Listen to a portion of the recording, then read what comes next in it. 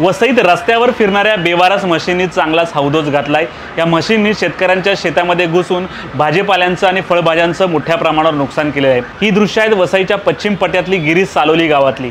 या सालोली गावात अनेक शेतकरी राहतात आणि आपला उदरनिर्वाह चालवण्यासाठी अशा प्रकारे फळभाज्यांची किंवा फुलभाज्यांची शेती करत असतात। राबल्यानंतर थोडंसं उत्पन्न मिळतं, परंतु मागील 10 ते 15 दिवसांपासून या 8 ते 10 बेवारस म्हशी आहेत यांच्या शेतामध्ये घुसतात आणि यांच्या शेतीचं मोठ्या प्रमाणावर नुकसान केलेलं आहे। अनेक शेतकऱ्यांनी शेतीला पाणी देखील दिलेलं आहे, त्यामुळे भर पाण्यामध्ये चालत जातात त्यामुळे कोथिंबीर असेल, रताळी असेल, केळी असेल किंवा ड्रॅगन फ्रूट असेल, पपई असेल अशांचं मोठ्या प्रमाणावर नुकसान झालेलं आहे। केळीचे घड देखील या म्हशींनी पाडलेले आहेत। या म्हशी नेमक्या कुठून आल्या हे काही कळू शकलेलं नाही। रात्रीच्या अंधारात या म्हशी येतात आणि आपल्या पूर्ण शेतीचे अशा प्रकारे नुकसान करत असतात। यातल्या 4 ते 5 म्हशींना जे आहे की यांनी पकडून ठेवलेलं आहे की जेणेकरून त्यांच्या म्हशींचे मालक येतील, परंतु मागील 8 दिवसांपासून या म्हशी आहेत परंतु यांचे मालक समोर येत नाहीत। सध्या या म्हशींचा सांभाळ हे शेतकरी करतात। सालोली गावामध्ये जवळपास 10 ते 15 शेतकरी आहेत आणि अशा शेतीचं अशा प्रमाणे नुकसान केलेलं आहे। त्यामुळे शेतकरी मोठ्या प्रमाणावर चिंतेमध्ये आहे आणि यांचं लाखो रुपयांचं नुकसान झालेलं आहे। काही शेतकऱ्यांचं हातातोंडाला आलेला घास त्यांनी फोडलेला आहे। आंब्याची देखील मोठी कलमं आहेत, त्या कलमांचं देखील मोठ्या प्रमाणावर नुकसान या म्हशींनी केलेलं आहे। याविरोधात त्यांनी वसई तहसीलदार कार्यालयात आणि महानगरपालिका कार्यालयामध्ये तक्रार केलेली आहे, परंतु अद्यापही या म्हशी नेमक्या कोणाच्या आहे काही कळू शकलेल्या नाही। त्यामुळे हे शेतकऱ्यांची नेमकी काय व्यथा आपण ऐकूयात।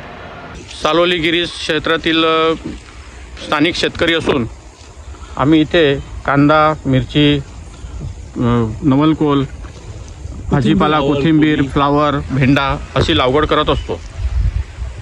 इथे बेवारस मुकाट म्हशी सुसाट फिरत असतात आणि आमच्या धंद्याचं टोटली नुकसान करत असतात। सगळ्या धंद्याचं त्यांनी इथे सगळं त्यांचे पाय मोठे असतात, त्यामुळे सगळ्या धंद्याचं आमची सगळी वाट लागून गेलेली आहे।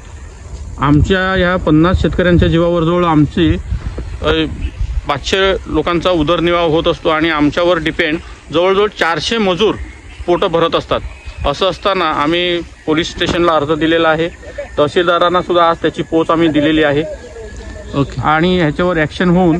माझं नाव मायकल लोपिस। तुमचं काय काय नुकसान झालं?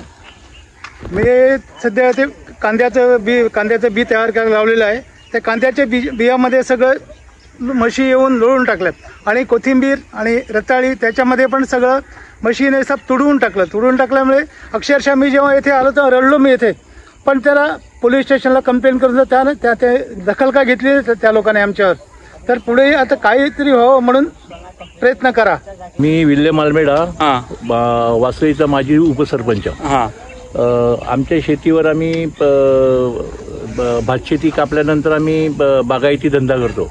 त्याच्यामध्ये म्हशी, गुरंढोरं आणि कुत्रे, जास्त करून कुत्रे आणि म्हशी हे येऊन सगळं याचा आपल्या धंद्याची वाट लावून टाकतात।